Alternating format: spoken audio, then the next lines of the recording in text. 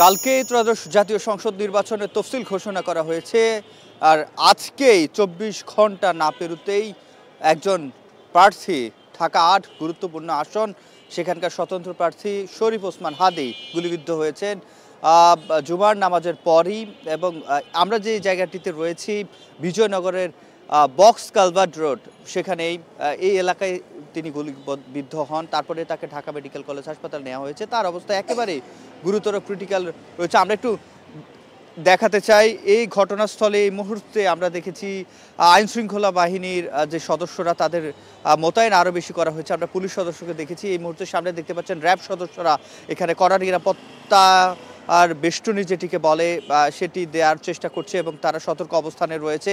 এখানে গোয়েন্দা সংস্থার যারা নেতাকর্মীরা, গোয়েন্দা সংস্থার যারা আইনশৃঙ্খলা বাহিনীর সদস্য যারা রয়েছে তারা এখানে এসে উপস্থিত হয়েছে। আমরা ডিএমপি পক্ষ থেকে যারা রয়েছে তারা এখানে এসেছে। আমরা একেবারে যেই জায়গাটিতে শরীফ ওসমান হাদি দাঁড়িয়েছিল এবং তার কয়েকজন সঙ্গী ছিল, যেহেতু তিনি সম্ভাব্য প্রার্থী এবং তিনি ঘোষণাও দিয়ে কাজ শুরু করেছে ঢাকা ৮ আসনে, তিনি ইনকিলাব মঞ্চের মুখপাত্র একেবারে সেই স্পটটি দেখাতে চাই। এই যে দেখতে পাচ্ছেন এখানে ক্রাইম সিন করে মূলত রাখা হয়েছে এবং রক্তের চোপ যে দাগ সেটি কিন্তু এখনও শুকায়নি। এখানে দেখা যাচ্ছে তাকে মোটামুটি মানুষের যে রক্তের যে দাগগুলো, সেই দাগগুলো কিন্তু এখানে পিচ ঢালা পথে এখনো কিন্তু রয়ে গেছে। আমি আরেকটু কাছে যে গিয়ে দেখানোর চেষ্টা করছি। এখানে কিন্তু স্পষ্ট যে আসলে ওসমান হাদি কতটা গুরুতর আহত হয়েছে এবং তাকে যে যতটুকু সে দৌড়ে সামনে গিয়েছে নিশ্চয়ই বাঁচার চেষ্টা করেছিল এখানে। তারপরে সেখান থেকেই তাকে গুলিবিদ্ধ হওয়ার পরে তাকে ঢাকা মেডিকেল কলেজ হাসপাতালে নিয়ে যাওয়া হয়েছে। আমরা এখানে উৎসুক জনতা দেখতে পাচ্ছি, র্যাবের সদস্যদেরকে এবং গোয়েন্দা সংস্থার যারা সদস্য, আমরা সিআইডিকে আসতে দেখেছি, তারা এখানে এসে উপস্থিত হয়েছে। আনুষ্ঠানিকভাবে এখন পর্যন্ত আইন শৃঙ্খলা বাহিনীর কেউ কথা বলেননি। আমরা এখানকার যারা স্থানীয়রা রয়েছে তাদের দুই একজনের সাথে কথা বলার চেষ্টা করেছি এবং পুলিশের বরাত দিয়ে বলছি, এবং সেটি ডিএমপির পক্ষ থেকেও তারা কিন্তু জানিয়েছে যে এখানে আসলে মোটরসাইকেল যোগে ৩ জন এসেছিল এবং একজনের থেকে গুলি ছোড়া হয় এবং গুলি ছোড়ার পরেই আসলে সে মাটিতে লুটিয়ে পড়ে এবং তাকে তার সঙ্গীরা পরবর্তী নিয়ে যায়। আমরা দেখতে পাচ্ছি যে সিআইডি কাজ শুরু করেছে। তারা এখানে ক্রাইম সিন দিয়ে পুরো যে জায়গাটি, স্পটটি যেখানে তিনি আহত হয়েছেন সেই স্পটটি আবদ্ধ করে রাখছে এবং সিআইডি এখানে কাজ করছে, গোয়েন্দা সংস্থার সদস্যরা কাজ করছে এবং পাশাপাশি আমরা দেখছি সাদা পোশাকে যারা আছে তারাও এসেছে এবং র্যাব পুলিশ তারা তৎপর অবস্থায় রয়েছে, আইন শৃঙ্খলা বাহিনীর অন্য সদস্যরা তৎপর অবস্থায় রয়েছে। আমরা স্থানীয়দের সাথে কথা বলেছি। একটি অনাকাঙ্ক্ষিত ঘটনার সাক্ষী হলো আজকে জুমার দিন। জুমার পরে এমন একটি ঘটনা।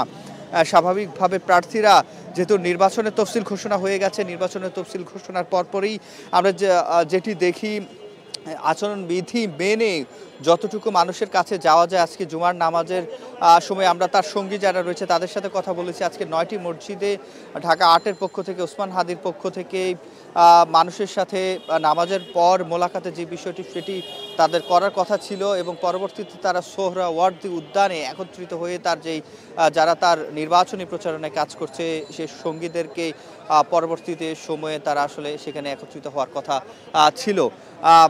আমরা যেটি পরে শুনেছি তার যারা নির্বাচনী প্রচারণার সাথে এবং তার সাথে যারা তখন ছিল, যে এখান থেকে তিনি এইখানে একটি মসজিদ রয়েছে বায়তুস সালাহ জামে মসজিদ, যেটি 102 নয়াপল্টন, অর্থাৎ এই বায়তুস সালাহ মসজিদটি বক্স কালভার্ট রোড, যেটি রাজধানীর বিজয়নগরে অবস্থিত, সেখানে নামাজ পড়েছেন এবং এই মসজিদের বায়তুস সালাহ জামে মসজিদের ঠিক বিপরীত পাশেই এটি অবস্থিত এবং তিনি গুলিবিদ্ধ হন। এবং আজকে যেহেতু শুক্রবার, যারা দুষ্কৃতিকারী কিংবা দুর্বৃত্তরা যারা এখানে এসে গুলিবিদ্ধ করেছে ওসমান হাদিকে এবং পরবর্তীতে তারা আসলে সহজে পালিয়ে যেতে পেরেছে, কারণ সে সময় এই রাস্তাটি ব্যস্ততম একটি রাস্তা, কর্ম দিবস যেগুলো সে সময় আমরা যানজটেরও দেখতে পাই, কিন্তু আজকে একেবারে রাস্তা খালি বলা যায়।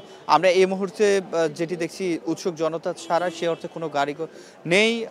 শুক্রবার যেহেতু ছুটি কাটাচ্ছে মানুষ, সেক্ষেত্রে যারা দুষ্কৃতিকারী তারা খুব একেবারে ক্লোজ রেঞ্জ থেকে আসলে গুলি করে পালিয়ে যেতে পেরেছে। আমরা একটা সিসিটিভির ফুটেজও দেখেছি, স্টার নিউজের হাতে এসেছে। সেখানে আমরা দেখতে পেয়েছি যে একটি তার পাশের একটি গলি থেকে আসলে এই সিসিটিভি ফুটেজটি সে সময় শুনশান বলা যায়, অনেকটাই নীরব এলাকা ছিল এই জায়গাটিতে। ওসমান হাদিকে গুলি করার শব্দ পাওয়া গেছে, এক রাউন্ড গুলি শব্দ পাওয়া গেছে, যদিও কত রাউন্ড আসলে গুলি করা হয়েছে সেটি নিশ্চয়ই পরবর্তী সময়ে জানা যাবে, এবং আইনশৃঙ্খলা বাহিনীর পক্ষ থেকে যদি আনুষ্ঠানিক কোনো ব্রিফিং করা হয় সেক্ষেত্রে আমরা নিশ্চয়ই জানতে পারবো। এই পুরো জায়গাটি ক্রাইম সিন দিয়ে আবদ্ধ করে দেওয়া হয়েছে ইতিমধ্যে, এবং এখানে জনসাধারণের ভেতরে আসলে প্রবেশ কিংবা তাদের পদচিহ্ন সেটি কোনো সুযোগ নেই। আমরা যেহেতু এখান থেকে আমরা একটু ঢাকা মেডিকেল কলেজ হাসপাতালে যেতে চাই, সেখানে আমাদের সহকর্মীরা রয়েছেন, সেখানে ওসমান হাদির ক্রিটিক্যাল অবস্থার চিকিৎসা চলছে। আমরা একটু সহকর্মীদের থেকে জানতে চাইবো কি অবস্থা, ওসমান হাদির চিকিৎসকরা কথা বলেছেন কিনা, সবশেষ অবস্থা জানাবেন।